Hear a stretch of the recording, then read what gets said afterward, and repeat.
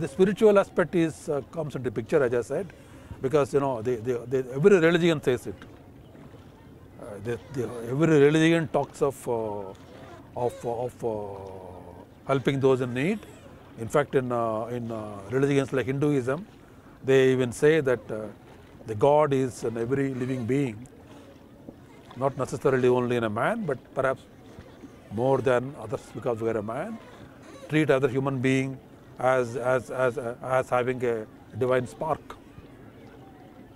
So religions say that, but people who are religious or profess to be religious somehow do not feel that moral pressure to do what they should do to help those in need through mechanisms like international development cooperation. That where religious leaders also have a role to play. They must tell their own faithful people, saying that if it is not good enough to come to a church or go to a temple or go to a mosque and pray, and you got to practice what the religion says in relation to helping those people in need. The connection between being spiritual and being socially relevant has always been implicit in every faith. Why implicit, even explicit also? But one should make it more operational, more functional, give it more practical shape. That is the challenge. Okay.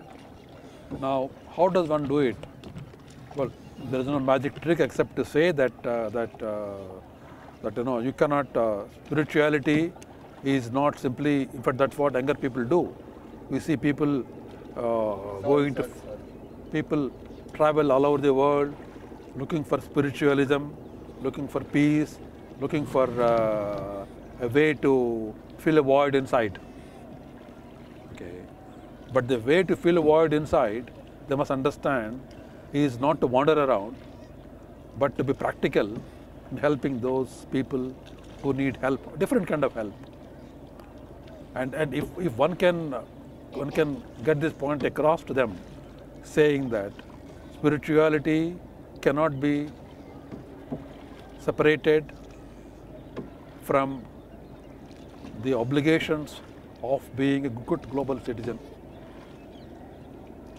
Okay, that spirituality, one can be spiritual and not be religious, or one can be spiritual and religious, whatever way you want to put it.